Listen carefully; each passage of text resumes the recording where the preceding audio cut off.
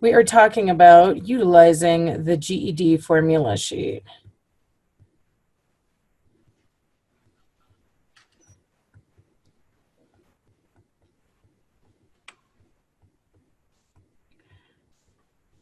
Okay, so first question, actually, let me just start with the preamble here. The thing about the formula sheet is it's glorious. I love it. It gives us instructions on how to do a bunch of different kinds of problems so that we don't have to memorize them. Probably the ones you're going to most typically see on the GED itself are those perimeter, area, volume, and surface area problems. They come up all the time on the GED. And students who don't know how to use the formula sheet, they really hurt. So I'm going to start with some basic applications of it, and then we're going to look at how it can get pretty complex. So let's just start with what is a formula.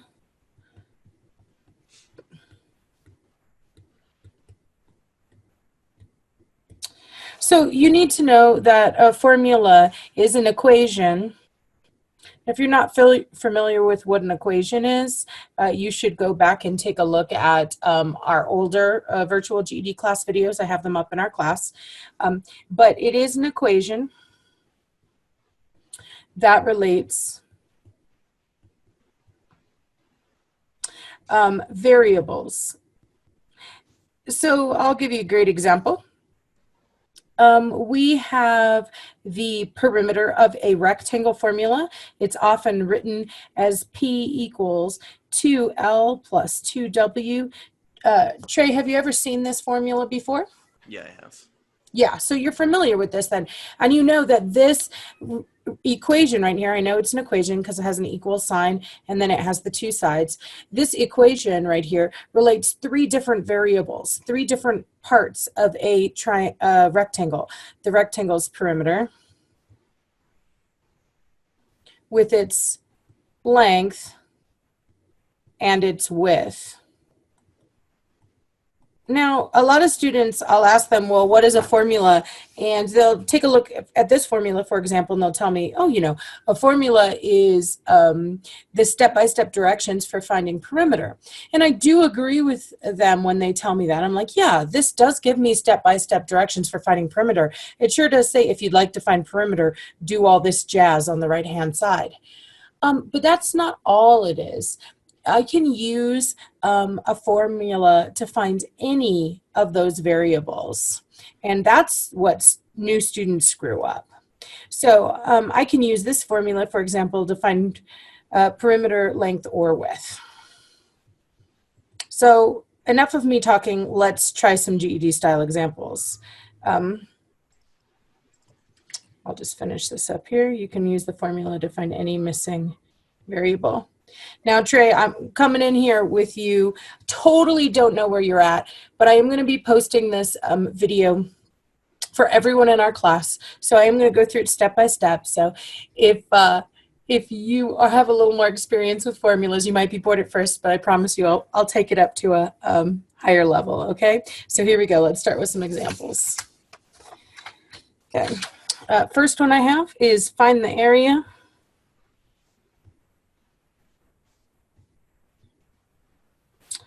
of a square with a side length of 22.7 inches. Okay, now I recognize right from the start that if you already know how to find area, you might not need a formula. But my focus today is not finding area. My focus today is utilizing formulas. And so I am going to do some simple formula problems, even though there might be an easier way to do them. I want to get us used to formulas in the simple version because there are complicated formula problems on the GED that you would not be able to do in your head most likely. So if we don't have these skills at the simple level, we'll be really in a lot of trouble when we reach the more complex level. So the very first thing I'm always going to do is I'm always going to write down my formula. No changes, no nothing. I think of this like a, introduction to a paper. And when you go to write a paper, you always write an introduction first. It says what you're going to do. That's what a formula is like. We're telling all the other mathematicians in the room, here's the acceptable method I'm going to use to reach my answer. So I look at my GED formula sheet, and if you look at it, you'll see the very first section has area formulas, and the area of a square formula says A equals S squared. Awesome. Trevon, Trey, can you find that formula? Do you see that one? Yeah, I do see it. Okay, wonderful. The second thing you always want to do, just like when we evaluated expressions a couple weeks ago, was you want to substitute any values that you know. Now, for my advanced students, I actually have a warning about this formula. If I could just back up a little bit. Advanced students who've been doing formulas for a while tend to be lazy. You know, we get lazy in math class. We realize there's shortcuts for a lot of things, and they'll only write down the right side of the formula. It's really important that you keep both sides of the formula so that it's an equation. Don't lose half the formula. Okay, so anyway, that's why I wrote out the whole thing, A equals S squared. But I will substitute any values I know, and what do I know? I know here that my side length, my S, is 22.7 inches. And so that's what I'll do. I'll come in here to my formula, and where I once saw S, I will write 22.7. And as we talked about the other week, even though your letter changes, nothing else will change. So my A will stay, my equal sign will stay, and my little square will stay. And now this is a very nice simple problem because this is just an act of simplification I need to do. I picked this problem on purpose. I didn't want something you can do in your head because I want to show you how to do this in the TI-30XS calculator. So that's the GED calculator. It's TI-30XS. I highly recommend everybody use one. Okay, so to do this simplification in a TI-30XS, you just type in the number 22.7. And then there is a button that will square things. It is the X squared button. You hit that X squared button, and bingo, we see that answer. So I just found out for my final answer, A is equal to 515.29. Okay.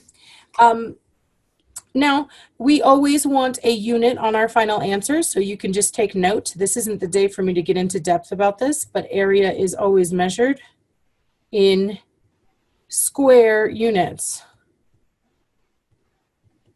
Trey, do you have any experience doing area problems? Not very much. Not very much. Okay, so what I mean by square units is area is not a line where I would just measure like an inch, but rather it's a covering, and so I have to cover with squares. It's like an inch by inch square or a foot by foot square. In this case, my original measurement was in inches, and so my answer will be in square inches. I'm saying it would take about 515 little squares to cover up this big square. Does that kind of make sense? Yeah. Okay, wonderful. And so there is my final answer. And I will often have my students write this on their formula sheet. Area is always measured in square units, right there by the word area, so that they don't forget that. Okay, so our first most simple example. How you doing? Is that good? Yeah. Okay, let's step it up and get a little trickier.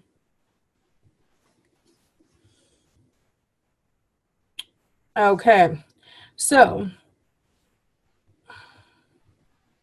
let's find the area of a rectangle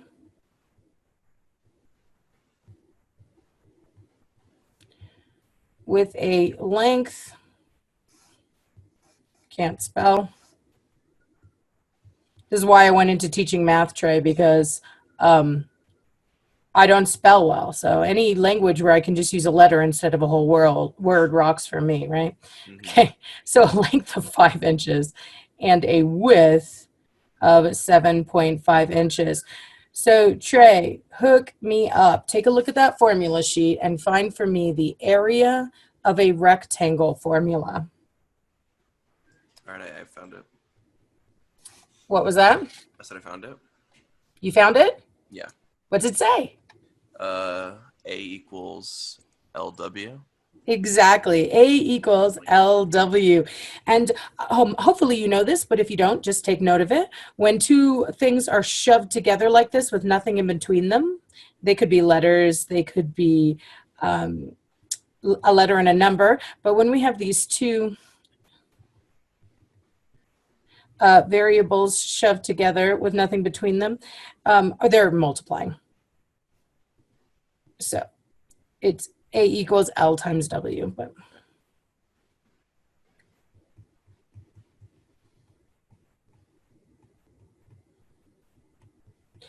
again, it's just an example of mathematicians being so lazy. We just want you guys to realize that proximity means the same as multiplication. A lot of times I'll joke in class that this doesn't surprise us with people. When we see two people shoved up next to each other out in public, you know, and they're real close together with no space in between them, we go, yeah, they're multiplying. So same thing in math, okay? So we wrote down our formula. Let's substitute in the values we know. So what do we know here? Well, I see that I have a length of 5 inches. So under my L, I'll put in a 5. And I also see I have a width of 7.5 inches. So under my width, I'll put a 7.5. And now I actually have students who just stop right here and then they tell me, Kate, the answer is 57.5. Do you see where I've gone wrong if I say the answer is 57.5? Mm-hmm. Can you see the error of my ways, Trey? No. He's like, no. So I'll tell you. I'm glad you're here then. So remember I said when an L and a W are shoved together like that, they're multiplying. It's important to put some kind of a symbol that means multiplication. Most often mathematicians will use parentheses to mean multiplication. Is that cool? Okay. Is that good? Yeah. Okay, wonderful. And so now here we have just two numbers on the right-hand side of our equation. We know how to simplify that, so we should. 5 times 7.5 gives us 37.5. And do remember that area is always measured in square units. So I had inches, so my answer will be in square inches. This little 2 is not a 2 that's acting on the 37.5. This little 2 is just me being too lazy to spell square. That's the abbreviation for square inches. Okay, we cool with that one? Yeah. Okay, let's try to get harder. So I always do these first two problems and my students check out on me. They're like, super simple, I won't listen to her anymore. But I have to tell you, the GED doesn't have many straightforward problems, okay? They like to step it up. They like to make it more complex. So let's take a look at this more complex example. And this is very, very GED typical. I wouldn't be the least bit surprised if you had this exact problem, you know, maybe different numbers. But so let's say a rectangle has an area of 45 square centimeters.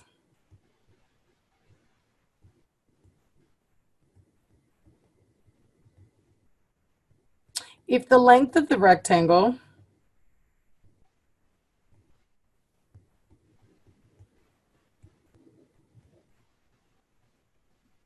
is 6 inches,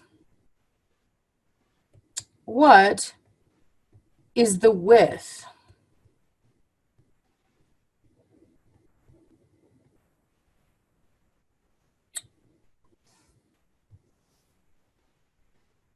Okay, brilliant.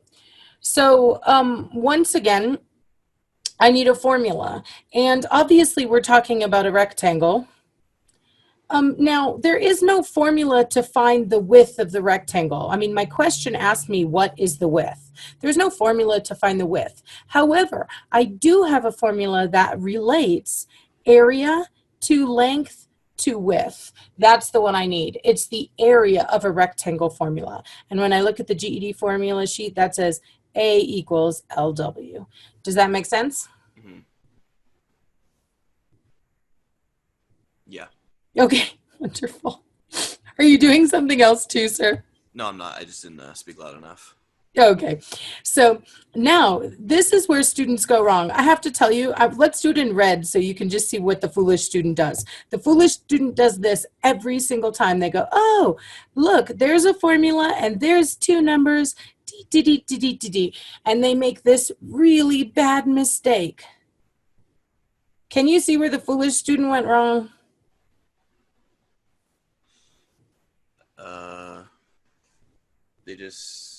They multiplied 45 by 6, or?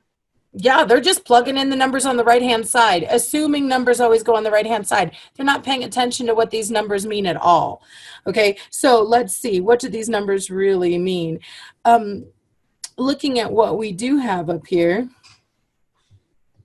we were given our area. Whoa, didn't mean to do that. We were given our area. Our area is 45, and so I must put the 45 underneath the A. What else were we given? We were given our length, our L, and so I'll put the 6 under the L. Now everything else that I haven't used will drop. My equal sign will drop. My W will drop. And look at that. This is not an occasion where we can simplify. We can't simplify the right-hand side because we don't know what 6 times W is. We can't simplify the left-hand side because what are we going to do with just the number 45? It's time to start solving. We got to get the letter alone. And so if you're not familiar with solving, I did a couple of videos on that, so you can check them out. But I will work to get this letter alone by doing the opposite of what's happening. If you recall, this 6 and this W we know are multiplying together since they're shoved together like that. So I'm going to do the opposite of multiplying. I am going to divide away the 6. The rule of algebra, or I should say the rule of equations, is I can do whatever I want as long as I do it to both sides. So I'm going to divide by 6 over here. Trey, do you have any experience solving one-step equations? Yeah, I do. Oh, good. So you're not mystified. Beautiful. On that side, 6 and 6 cancel, leaving me with the W. And on the left-hand side, that's the work to do. And I'll do 45 divided by 6. And I do get 7.5. Now, a lot of students tell me, Kate, this is an area problem. So it's going to be 45 square inches. And I'll say, yeah, there was area in the problem, but this is not an area problem. What did I find here? Remember, this W stood for width. And width is just a single line. It's what we call a linear measurement. And so width is going to be measured in plain old inches. So the width of this rectangle is 7.5 inches. Does that make sense? Yeah. Wonderful. Okay. Let's find one that really messes with students' brains. So Janet has 60 square foot tiles.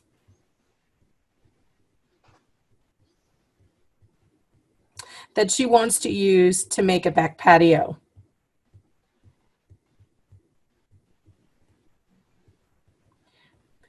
Janet's feeling very DIY. So she wants the length of the patio to be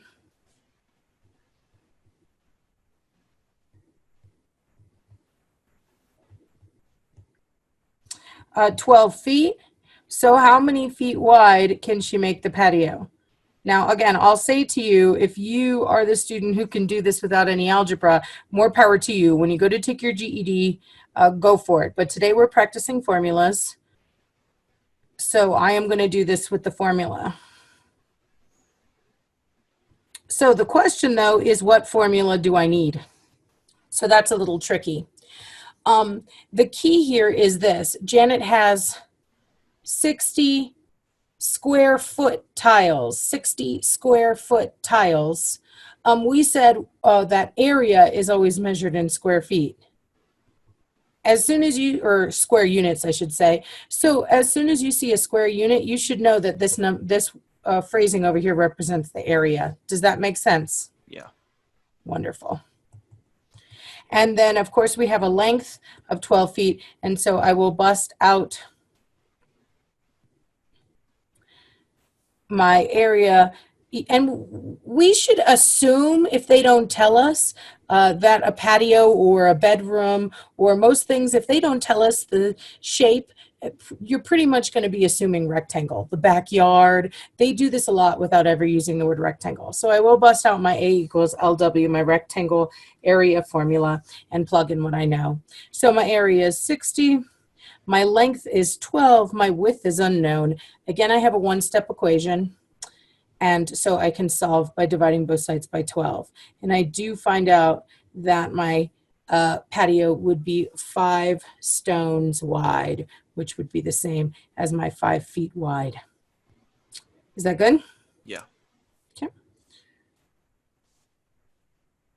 Can I raise this screen? You good with that? Mm-hmm. I get the feeling that you're not the kind of guy who takes notes, huh, Trey? I'm taking some notes. Oh, are you? Well, hey, cool. I always have this paranoia that I'm teaching students things they already know so that they're bored. So if I start rushing, that's what's going on here. But do let me know if I go too fast and you're like, huh? You skipped over something important. Okay, so next question. A square has a perimeter.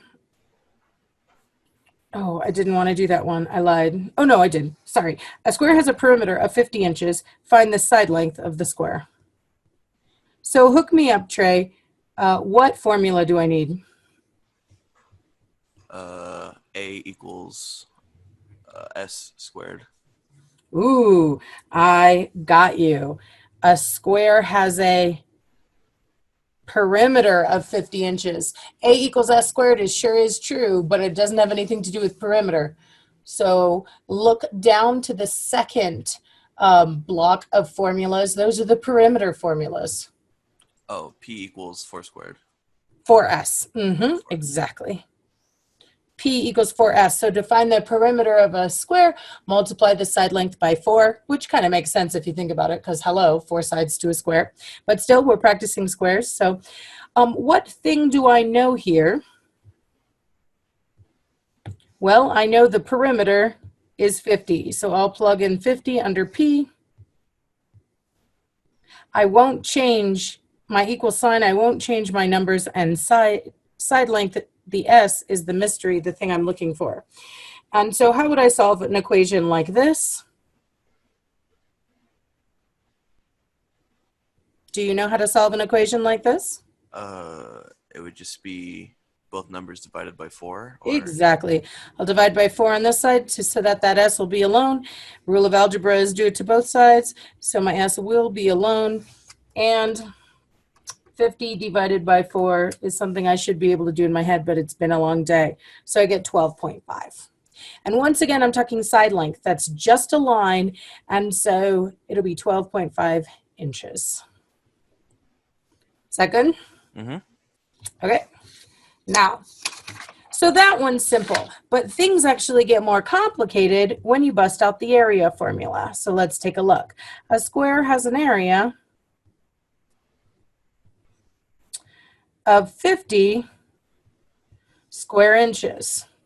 Find the side length of the square.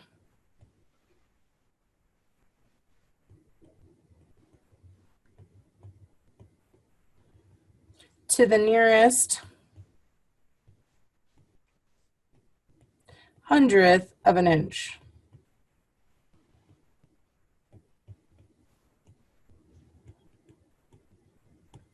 Okay, so this time, again, I have my square, but this time they did give me area. So tell me, Trey, what formula do I need? The perimeter. So P equals 4S.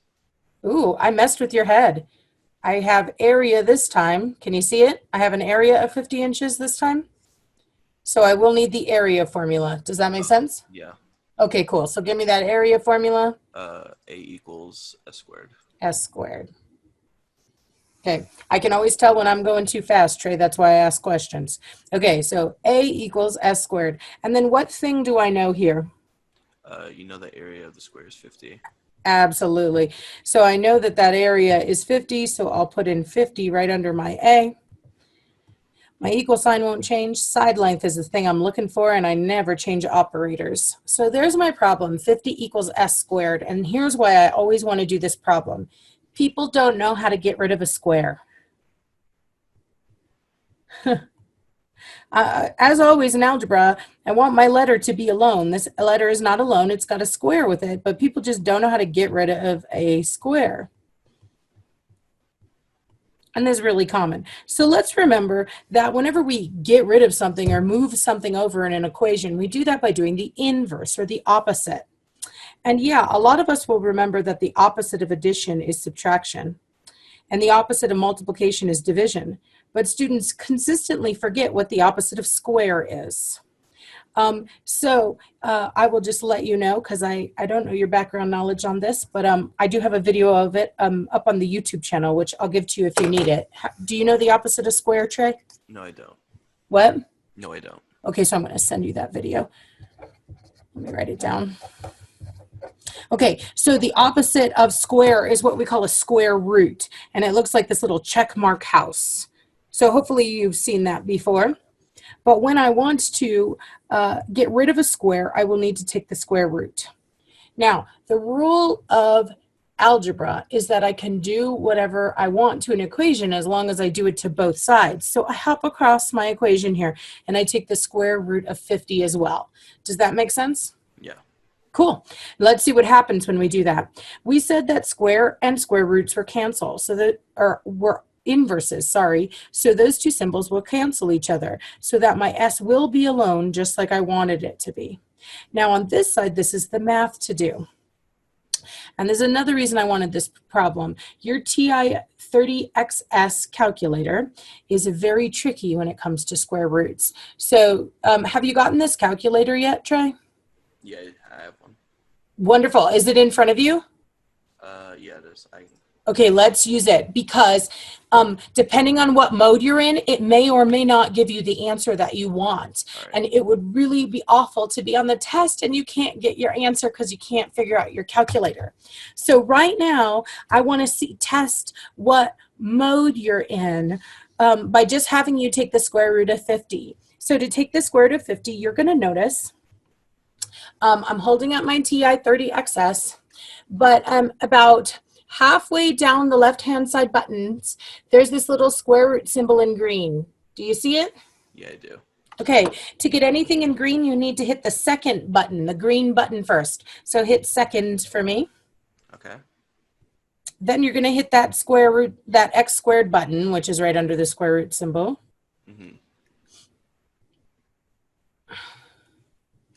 And I screwed it up because I was talking. And then type 50 in and press enter. And tell me what you got. 5. Yeah, it says 5 square root of 2, doesn't it? It looks something like this. Yeah? Mm-hmm. Yeah, that is not the answer you want.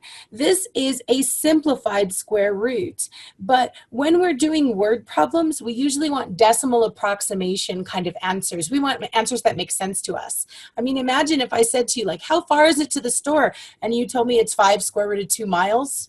It just doesn't make a lot of sense to people. Mm-hmm. And so we want a decimal answer. So to get a decimal answer, you need to change modes. So come to your calculator. At the very top, there's a mode button. Hit that mode button. Okay. Okay. The last line there that you see has classic and math print. Classic is going to work like an English major's calculator. It's going to give you decimal answers, and you want decimal answers most of the time in word problems. So I am going to press enter on the word classic. I arrow down to it and I press enter. It's now selected. And then I press clear to get out of that screen. All right. You got your mode switched? Now, take the square root of 50 the exact same way. You're going to see it looks a little different on your calculator, but you press the same buttons, and what do you get this time? 1 second.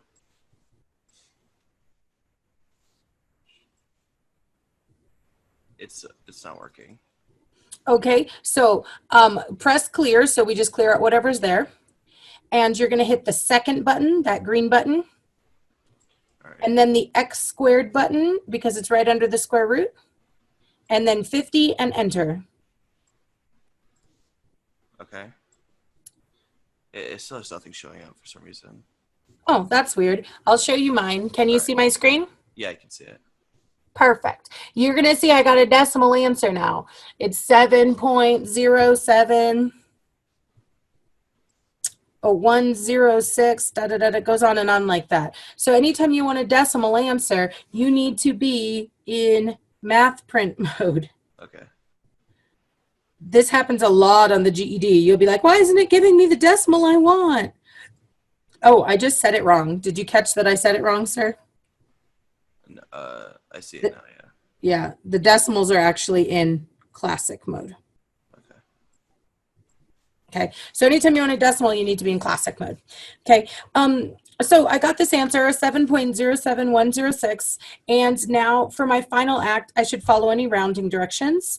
So I'm rounding to the nearest hundredth of an inch, that's 2 decimal places. So I'll come to 2 decimal places. I'll consider the number I'm about to lose. It is not big enough to matter because it's not 5 or higher, so it'll just die with making no difference. And I'll say that's about 7.07 inches for my side length. And I'm an anal retentive mathematician, so I'm using this wavy equal sign. That means approximately equal to. The GED will not grade you on this. This is just me because I had way too many math classes to throw around equal signs frivolously. All right. Okay. It's just a signal to other mathematicians that I rounded. Are you good with that? Yeah, I am. Wonderful. Okay, did you get your calculator working? I don't think I'm going to be able to, but... Okay, so you're going to want to play with it. It's going to need to, what? I said I'll get it fixed or I'll buy another one. Sorry. Okay. I'm thinking it's probably, you just need to mess around with it. But I'll let you give it time and then come meet me in my office or email me if you can't get it to work and you and I can mess with it. Okay. Right. So I'm almost done. I got 2 more examples because I want to show you how this can get trickier. I'm not going to take it to the hardest level today. I'm doing that next week. These get really tricky on the GED. They'll use volume formulas and surface area formulas to make you find a missing dimension that are pretty complex. But I haven't taught our class to do those more complex style equations yet. So I'm just going to take it up to the 2-step equation level, which is where we've gotten so far. So let's look at these last 2 examples. A rectangle has a width of 15.5 feet and a length of 25 and a quarter feet. What is the perimeter of the rectangle? And again, students will say, well, can't I do this by definition of perimeter? Can't I do this using arithmetic? Yeah, of course you can. There's always more than one way to go in math.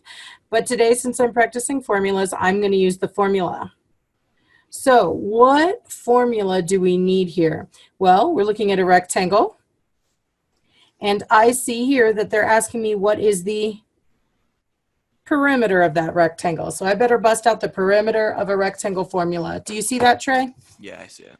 Okay, can you read it to me? If you can read it, you can do it.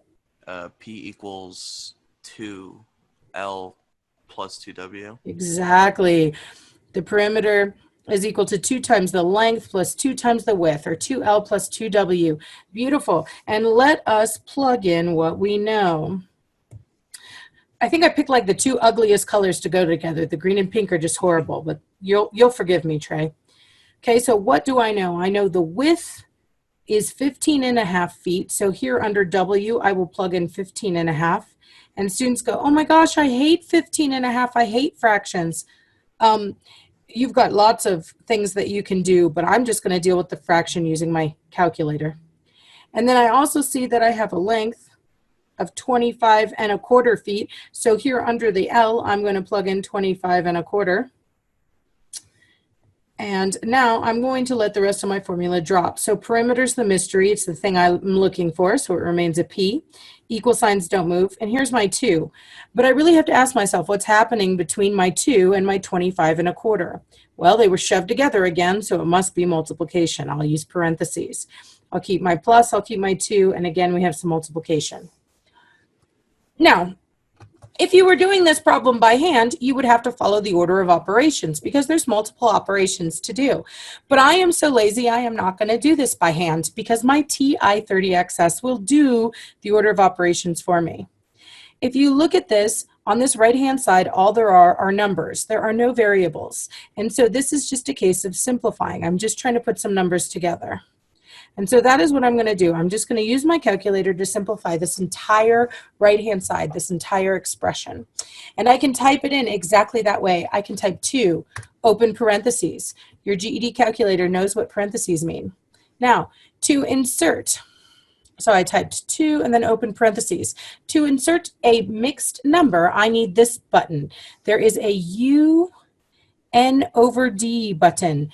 It is towards the top left. Do you see it, Trey? Yes, yeah. See how it's in green? Anything that's in green, I need the second button first. So I'm going to hit second, and then I'm going to hit that UN/D, and then I can type in my fraction. But you know what? I just realized I'm not in a good mode for fractions. So even though that wonderful mode, classic, is good for decimals, it's awful for fractions. You want to be typing like a mathematician when you're in, when you're using fractions. And so I will write this down. Everybody should know this. When you're using fractions, you're probably going to want to be in math print mode. And so I realized midway through my problem, but that's okay. I'll come over here to mode and I will switch to math print now. Select math print. So you guys can see I hit mode and I selected my math print. Now I press clear to get out of that screen, and now I'll retype my expression. So 2, open parentheses. I hit that second button and then UN/D. And when I do that, I know this is kind of dark, but can you see how it's blinking with that fraction there?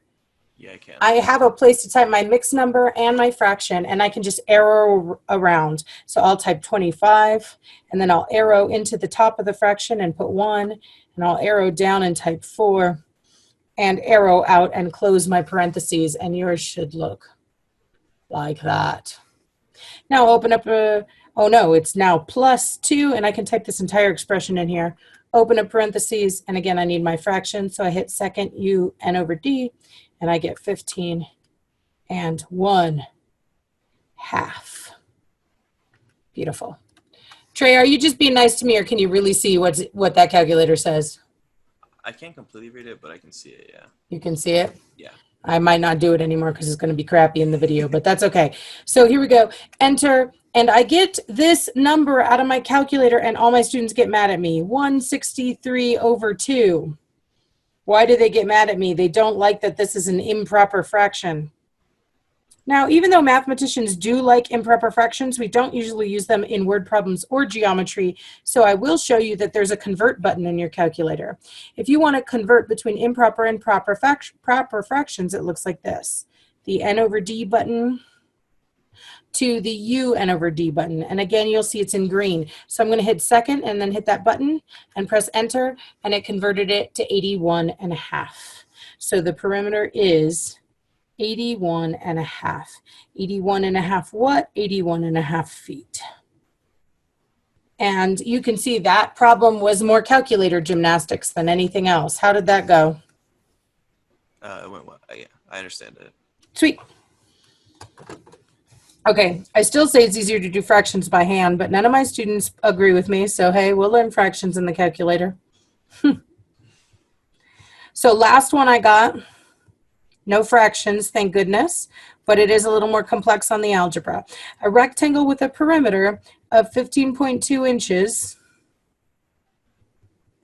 has a width of 3.4 inches.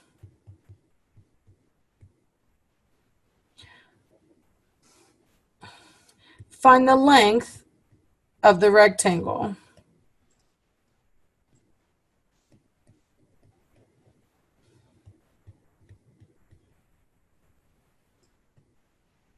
Okay, awesome. So have you figured out what formula I need? So we'll use the. So you use the perimeter of a square? Or a Perimeter for sure, but I didn't have a square this time. I have a rectangle? rectangle, exactly. So hook me up with that perimeter of a rectangle formula. P equals 2 length plus 2 wide. Beautiful. Okay, so P equals 2L plus 2W, or 2 length plus 2 width, absolutely right. And I'll plug in what I know. So this is why this one gets a little tricky. Do you see what I know? All you know is the width. I sure do. The width is 3.4, so I'll write 3.4 under this W. And I have one more number. Do you see it? And the perimeter. Exactly. I have the perimeter, which students do not like, but I do. That's what I have. So I got to use what I've been given. So I'll put that 15.2 under the P for perimeter. Now I'll come in. Of course, my equal sign and my numbers won't change. Length is the thing I don't know, so it'll remain a mystery L.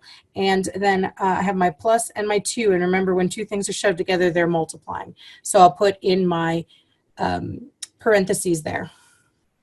Now, I'm actually kind of stepping it up because we've only solved 2-step equations before, and this is actually 3 steps. Why? Because there's some simplifying I can do. So it's a good rule of thumb to understand that before you start solving anything, before you start moving things from one side of the equal sign to the other, you should simplify. You should put any numbers together that you know how to put together.